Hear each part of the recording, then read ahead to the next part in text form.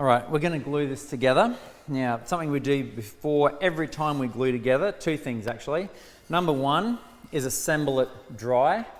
A dry assembly will highlight whether there are any areas of the joints that still need to be trimmed.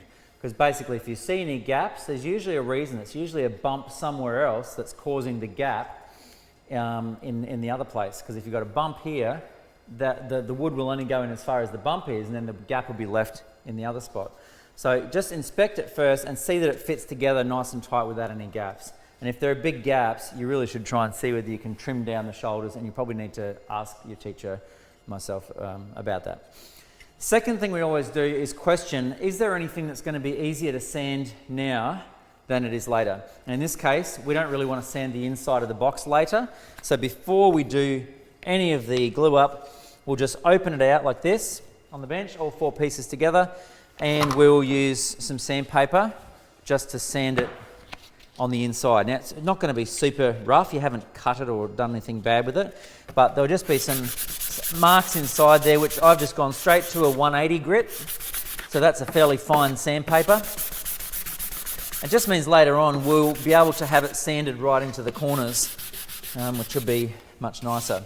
Now, the other thing we should probably keep in mind with this is that there will be an inner box on this design.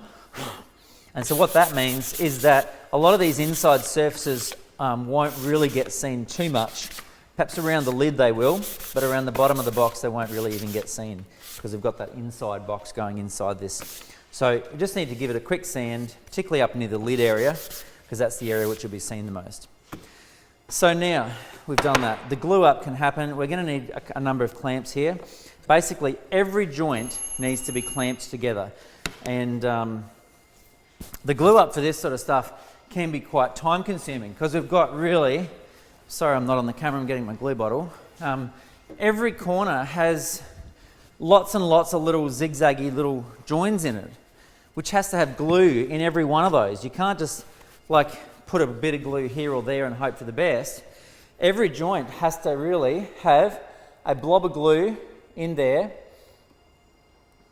So that's all three of these ones. And then it needs to be smeared up the sides, on both sides of that joint. And ideally, a little bit of glue just on the inside face. Now we need a gluing stick for this. I'm actually using my putty stick at the moment, which it's a little bit big. But really the recommendation for me, for you to glue this up is to have a gluing stick. Now, if you don't have a gluing stick, you need to make one. So let me show you how to make a gluing stick very quickly. We use the offcuts off the tongue and groove. The best thing to use is a bit of probably basically the tongue that came off of the tongue and groove, because the tongue is only about, I think it's about 4 millimeters wide, which means it's got a little surface on it. So basically all you've got to do is sand it. So you've got like a little screwdriver, a flat-headed tool. You can just make the other end comfortable, and so you end up with just a tiny little thing like this. Sorry, you weren't even watching the sander there, but basically like a little, a little screwdriver sort of a bit. If it's too pointy, it'll wear out because it'll be too thin, and if it's too thick, it'll be a bit chunky and a bit hard to use. But just a little tiny screwdriver thing like that, called a gluing stick. Every woodwork student should have one in their pocket along with their putty stick. So, back to the gluing. This is going to take a little while, and so I'm probably just going to stop the video and then restart it again, but I'll just show you one or two more. So that's a little dab of glue into each of these. Use your little glue stick to smear it up the sides. So there should be 3 inner surfaces there on each one that's being glued.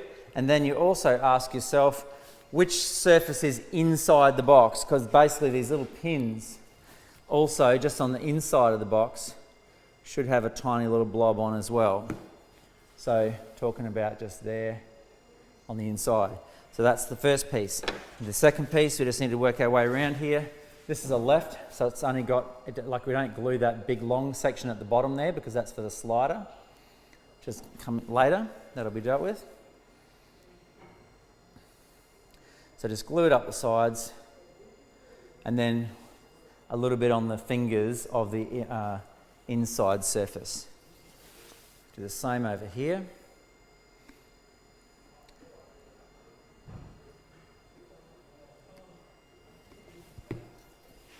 So really this glue up is probably going to take you at least 5 minutes to get the glue on if you have a gluing stick. If you don't have a gluing stick, your fingers are going to be way too fat to fit inside the joints. You know, there's no way you're going to get glue in there like that unless you've got a gluing stick. So just make sure you do have your gluing stick and you're not just being slack with this, because if you want this project to last for the next 20 years, then you need to make sure that this gluing is done properly, because it's the glue that holds the joint strong. Like, yes, the finger joints are kind of holding it in place there, but it's actually the glue which will dry and make it strong. So we'll just quickly assemble that. The back there, so if that's the back, there's the right, goes in place. Just make sure they're in the right order. Could take a little bit of pressure to get these in because they're fairly tight little joints. The left.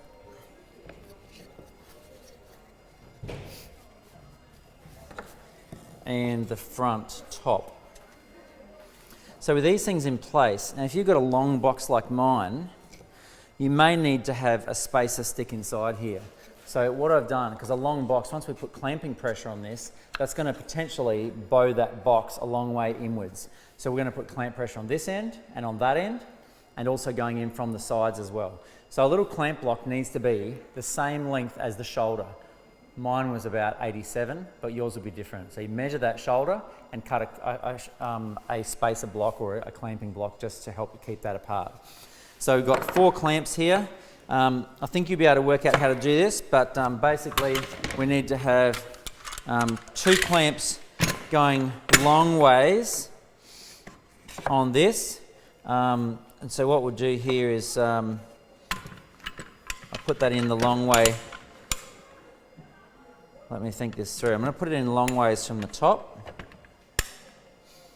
No, I'm not going to go from the bottom here like this, because that's where the main pressure is. You just got to work this through as to where the best place for pressure is going to be on this. So just think it through.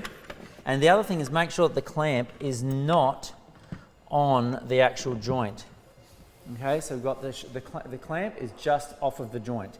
And I know you could get away with one piece on the end here. It's not a super wide box, but any stage where you can get a second clamp in there, your glue joint will be much stronger if you can get one clamp per joint per direction. Okay, so if you put one in the middle of the piece of wood, the thing that's going to happen is you'll end up getting bowing from it. So here, just be careful with some of these. Like, you've got to basically get the clamps on with just enough pressure that the 2 pieces of wood are pulled together, but with not so much pressure that it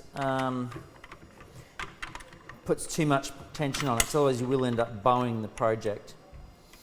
Okay, so in this case, we just basically lined up like this, and it seems like a bit of overkill for a little project like this, but trust me, you need to get the clamping so that those shoulders come together, because that's the only way your joint is going to be strong in the long term.